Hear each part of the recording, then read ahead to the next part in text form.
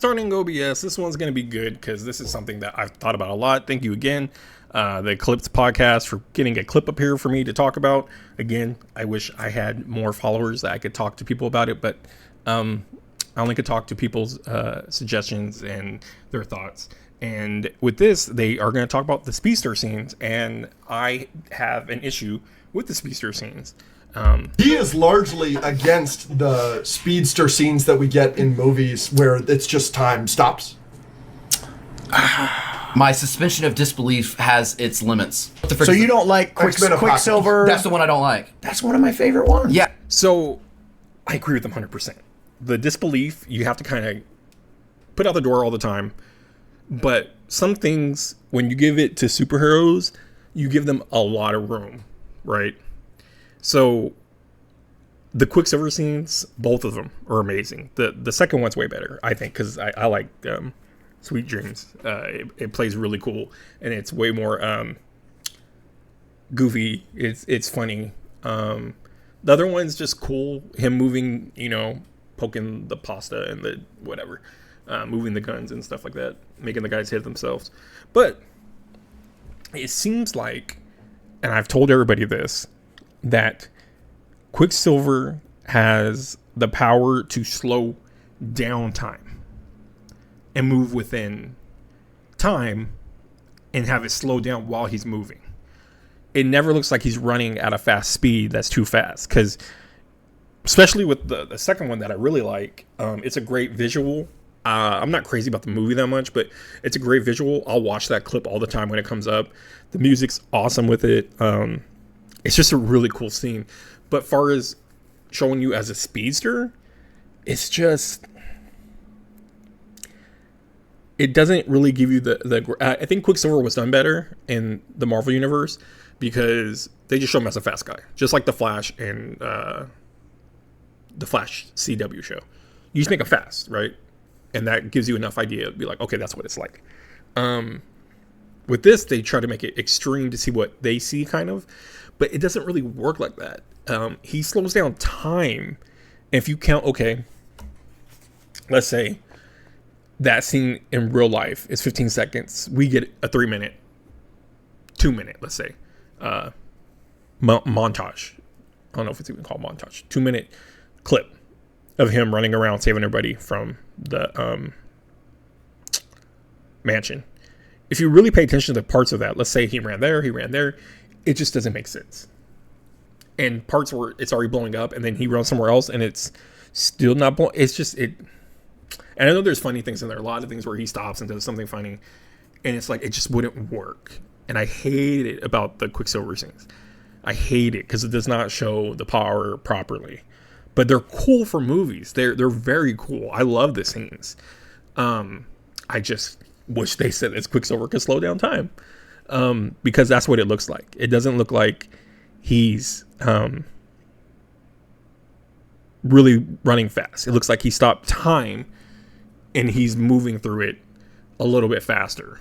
If you catch my drift. If you get what I'm saying. Like, time is slowing down around him and he's just kind of running through it. Not us at a normal pace with it slowed down, but somewhat like that. Because there's no way, of course, there's no way Superman could go around the world and turn it backwards and do stuff like that. I get that.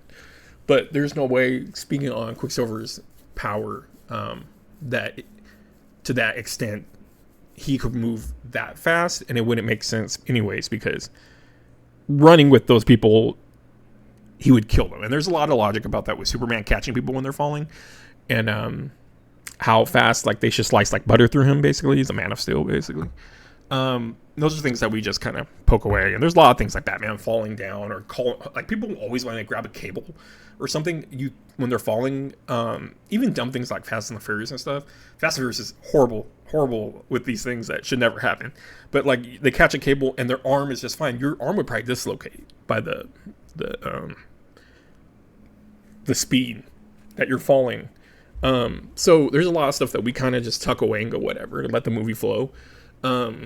But this one does take me out of it, and it's also not like horrible because it's a good scene. It's very well shot. The music with it is very well done. The humor is great with it. I don't know if it captivates the spirit of the character Quicksilver, but I don't think they really needed to, because Quicksilver is not really a person we need unless we get deeper with Magneto.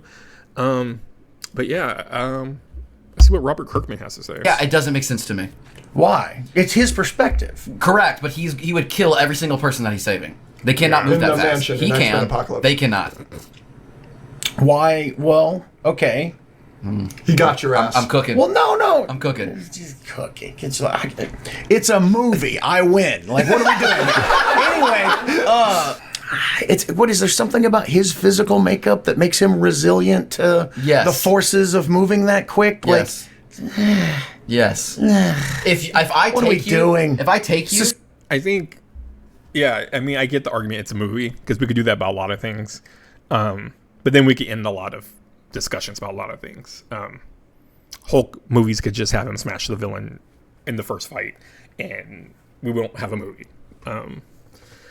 There's a lot of things that you could do and say, oh, it's just a movie. They could do these things. So we try to make it where it's believable in their world.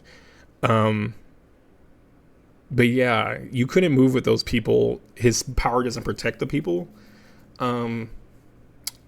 Nightcrawler's a better example, that he could grab people, and when he bamfs and moves through things, he's just disappearing, but he's still moving with them through it.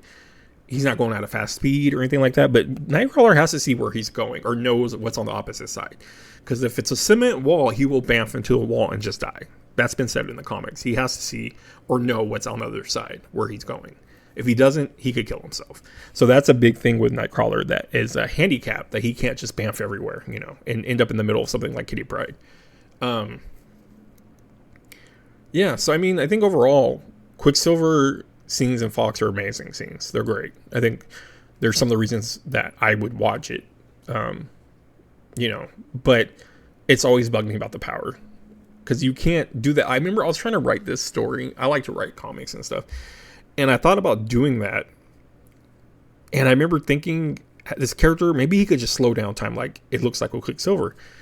And either way, it just didn't make sense. It made everybody look bad and everyone look dumb, and think, why didn't he do this all the time? Why didn't just through life he just do this and get everything he wants, helps every mission? It's just too broken. And it doesn't make sense logically, the time span of what he's doing. Because let's say he saves everyone in the mansion, for Quicksilver, I'm saying, in 30 seconds. There's no way in 30 seconds he could do all that. He would have to be breaking sound barriers like crazy.